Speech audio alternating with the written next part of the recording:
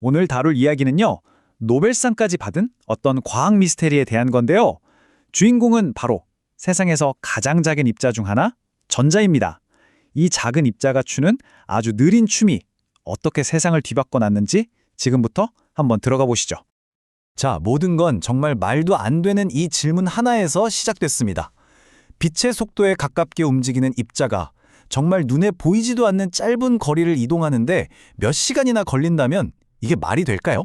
1950년대 화학자들이 바로 이 문제 때문에 머리를 쥐어뜯었다고 해요. 상식적으로는 도저히 이해가 안 되잖아요. 그쵸?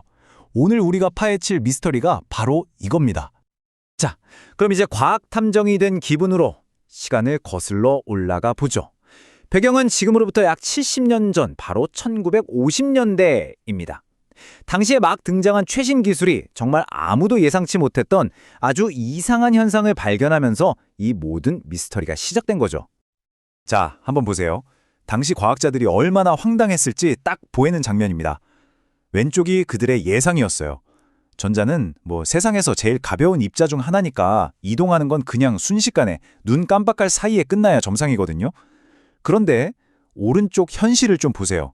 물속에 있는 철 이온 2개 사이를 전자가 건너가는 걸 측정해 봤더니 무려 몇 시간이 걸리더라는 겁니다. 정말 이상하죠? 이게 대체 어떻게 된 일일까요? 물론 이런 미스터리가 하루아침에 툭 튀어나온 건 아니었어요. 그 배경을 좀 살펴볼 필요가 있는데요. 이미 19세기 후반부터 과학자들은 화학 반응이 일어나려면 에너지 장벽이라는 걸 넘어야 한다는 건 알고 있었어요. 그러다 2차 세계대전이 끝나고 방사성 물질을 이용해서 아주 미세한 움직임을 추적하는 기술이 엄청나게 발전합니다. 덕분에 예전에는 볼 수 없었던 것들을 볼 수 있게 된 거죠. 그리고 바로 이 새로운 기술의 눈에 1950년대 이 거대한 수수께끼가 딱 포착된 겁니다. 자, 이제 본격적인 수사에 들어가 볼까요? 도대체 뭐가 이 반응을 이렇게 비정상적으로 느리게 만드는 걸까요? 과학자들은 이 반응을 떡하니 가로막고 있는 그 거대한 에너지 장벽의 정체가 뭔지 파헤치기 시작했습니다.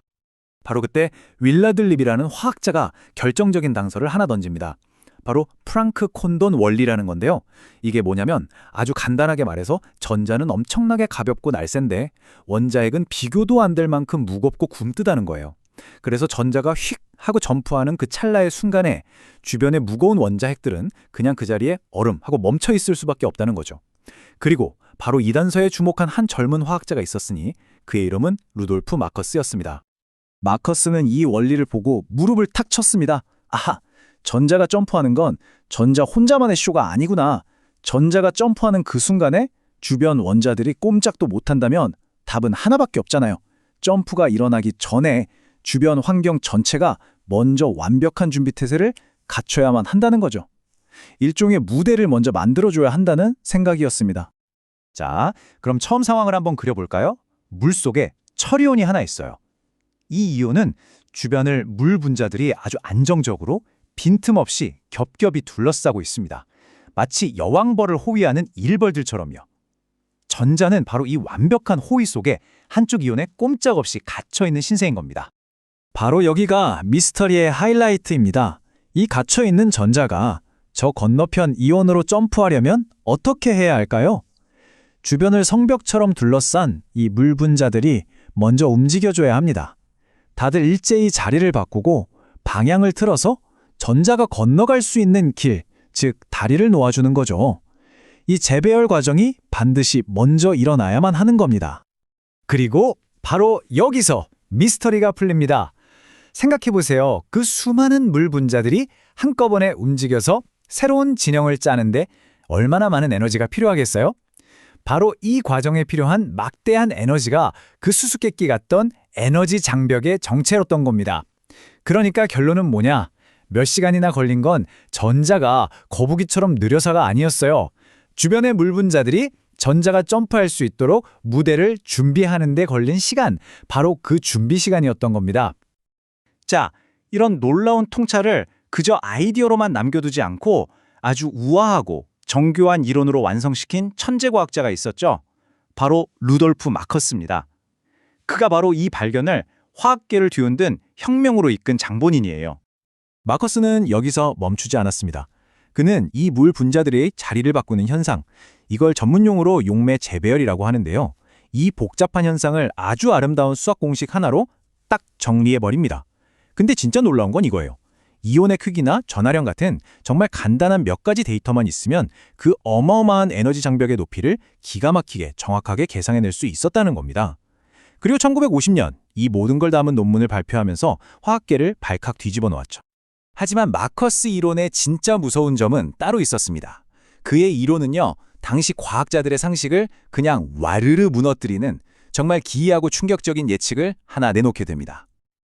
그게 뭐냐면요, 보통 우리가 생각하기에 반응을 더 세게 밀어주는 힘, 그러니까 추진력이 커지면 반응 속도도 당연히 빨라져야 하잖아요. 그런데 마커스 이론은 정반대의 예측을 합니다. 특정 조건에서는 그 추진력이 강해지면 강해질수록 반응 속도가 오히려 느려진다는 거예요. 정말 이상하죠?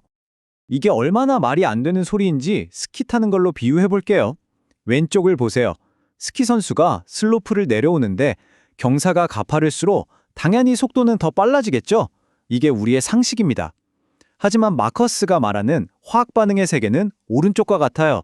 전자를 밀어주는 힘, 그러니까 슬로프의 경사가 어느 지점을 지나서 너무 가팔라지면 전자의 속도가 오히려 뚝 떨어진다는 겁니다.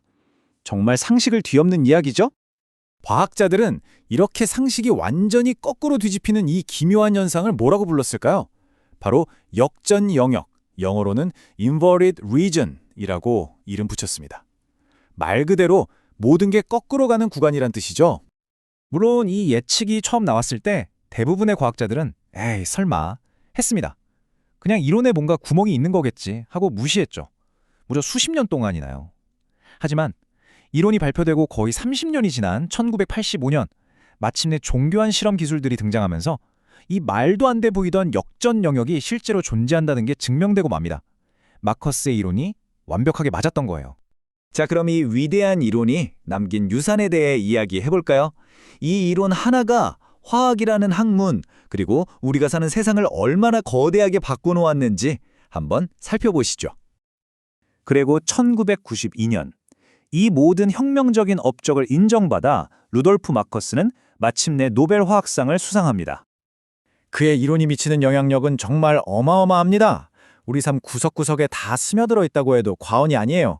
식물이 햇빛을 에너지로 바꾸는 광합성의 원리, 우리 몸속 세포가 숨쉬고 에너지를 만드는 과정, 심지어 여름밤 반딧불이가 어떻게 빛을 내는지까지 생명과 화학의 가장 근본적인 현상들, 그 바탕에 바로 이 마커스의 이론이 깔려 있는 겁니다.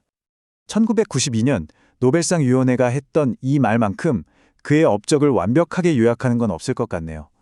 당신의 이론은 화학을 하나로 묶는 힘이며 과학 전체에 기여했다.